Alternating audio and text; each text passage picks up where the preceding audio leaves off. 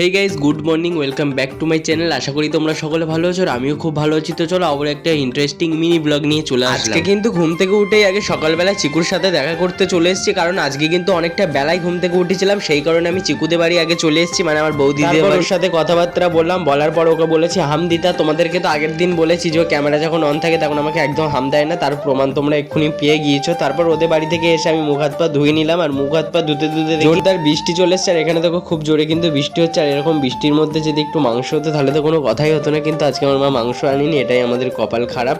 তো চলো, মা বাজার থেকে চলেও এসছে আর আমি এখানে চলে এসেছি চিকুকে নিয়ে দোকানে, কারণ আমার মা না বাজার থেকে টিফিন আনতে ভুলে গিয়েছে। বাজারে থেকে বলেছিলাম যে একটু পরোটা আনতে, কিন্তু আমার মা আনতে ভুলে গিয়েছে বলে আমি আমাদের সামনে যে মুদিখানার দোকান আছে সেখানে এসেছিলাম, কিন্তু এখানে আমার খাওয়ার মতো কিছু ছিল না, তাই জন্য আমি এখানে নিয়ে নিয়েছিলাম একটু নিমকি। আর চিকু এখানে কি খাবার খাওয়ার জন্য কাঁদছিল আমি ঠিক বুঝতে পারছিলাম না। এই যে এই খাবারটা দেখতে পাচ্ছ ওর হাতে, ও এই খাবারটা নিয়েছে, কিন্তু এই খাবারটার মধ্যে কি থাকে আমি তো আদৌ জানি। তো বাচ্চারা তো জানো যেটা দেখে সেটাই খেতে চায়। আর এখানে দেখো আমি চলে এসেছি আর আমি একটু নিমকিটা টেস্ট করবো, তার আগে ও খাবারটা খুলুক চিকুর, আমি দেখি যে ওর মধ্যে কি খাবার আছে।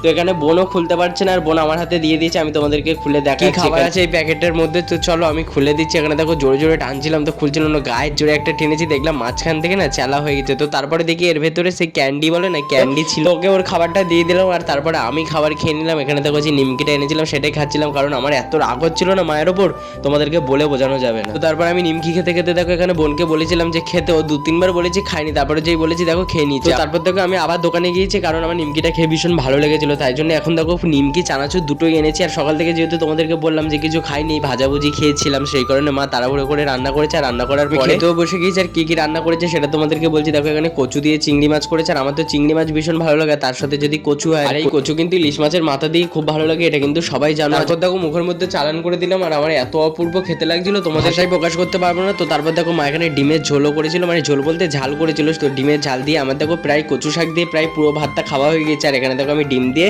2-1 গাল খেয়ে নিই। তো খাওয়া দাওয়ার পর তারপরে আর কি চলে আসলাম পাশের ঘরে। পাশের ঘরে এসে এখানটা একটুখানি শোবো, আর বিকেলের দিকে একটু ঘুরতে যাবো, সেটা তোমাদেরকে দেখাবো। আর এখানে দেখো আমার আজকে রান্নাটা কিন্তু ভীষণ ভালো লেগেছে, আমি সেটাই তোমাদেরকে বলছিলাম। তো চলো বিকেলে কথা হবে।